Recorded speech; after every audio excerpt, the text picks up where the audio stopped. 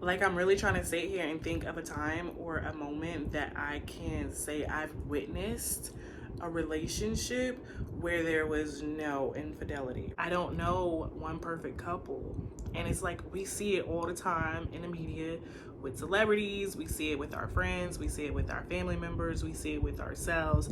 And yet we still have this expectation that a person is supposed to be 100% loyal to you and only you. And I think that we are a little bit insane, because make it make sense.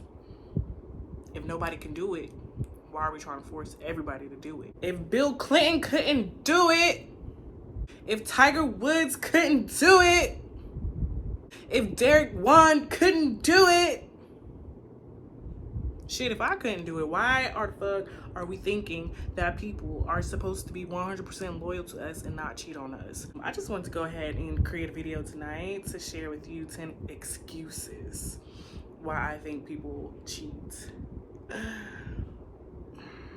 All right, so if you're new here, I'm Tamaria, and I go by Tamaria Lekate on all my social media platforms, so feel free to go ahead and follow me on your favorite one. Before you leave, make sure you hit that subscribe button and also the notification bell so that you don't miss any of my future uploads. Excuse number one is I was seduced.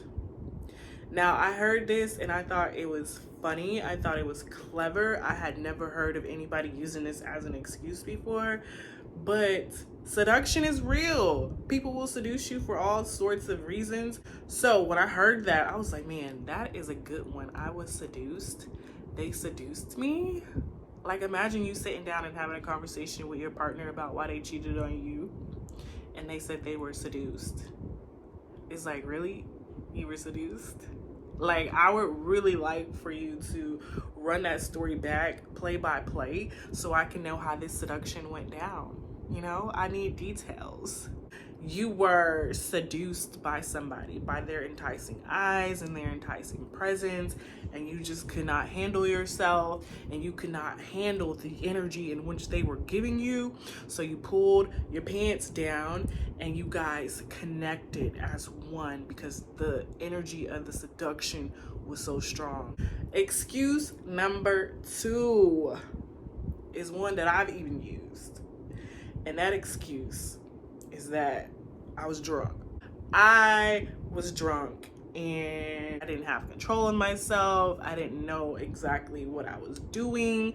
I had had too many drinks. I lost my ability to make rational decisions. I feel like this I was drunk excuse also goes for like other addiction, any type of addiction to a narcotic or a substance that alters your state of being. They use that as an excuse to cheat. However, what are you supposed to do in that type of situation? I'm gonna say excuse number three is emotional immaturity. This is kind of like that teenage love, that teenage stage of a relationship. You get your heart broken when you're just a little bitty kid and you think that, oh, because I got my heart broken, my life is over, and that emotional immaturity kind of lingers within your spirit and your soul, and you carry that into your future relationships in your 20s and your 30s, and then you be out here on the fence whether or not someone can truly commit to you and whether or not you can truly commit to someone because you have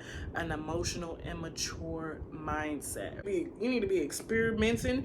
You need to not be holding any type of extreme attachments to the people that you are, you know, experiencing life with. You're supposed to be out here learning, right? You're supposed to be learning and using it to build and better yourself and the next relationship that you encounter, because that's what you do when you're out here and you're practicing having sex with people, right? So before you're cheating on them, right, you're trying to get some practice in. You're trying to become good at what it is that you do, right? So you can take what you've learned and apply it in another situation or another relationship. Commitment issue would be number four. Like, at this point in time, we should all be able to sit down and discuss what type of relationship we are looking for when it comes to, you know, commitment. Like, what are you willing to put in to this relationship? What are you not willing to put into this relationship?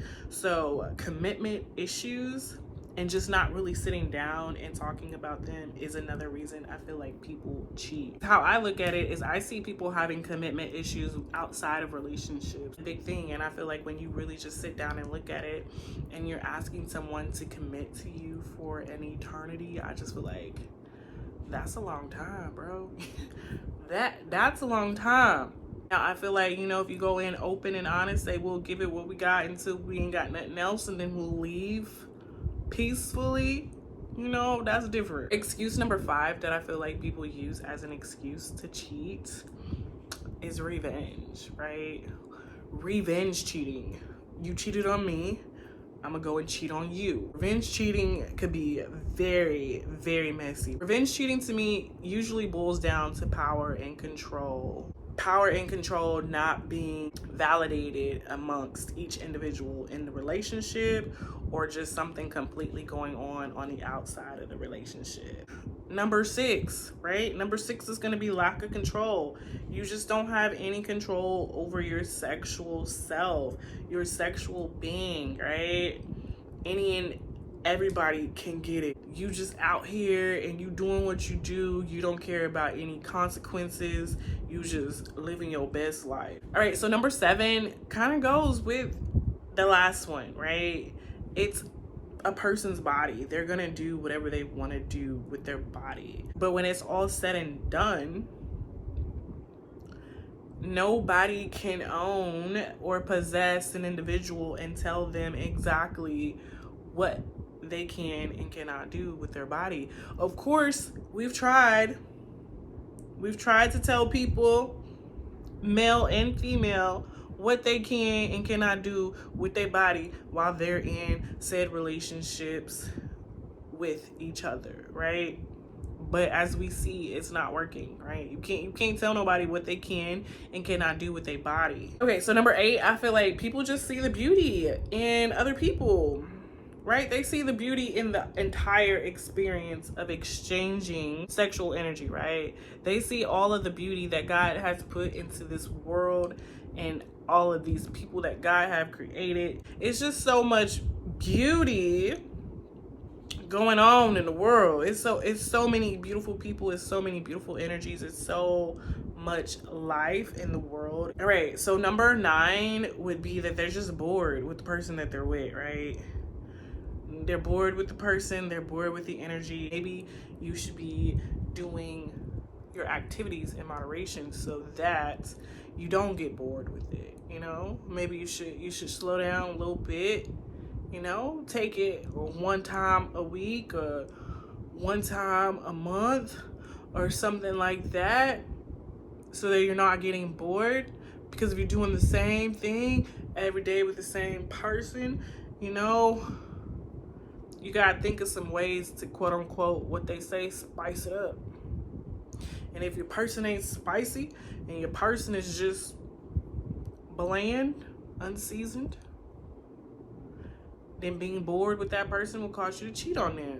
All right, so number 10 is just basically settling down too young, right? Settling down too early due to social programming.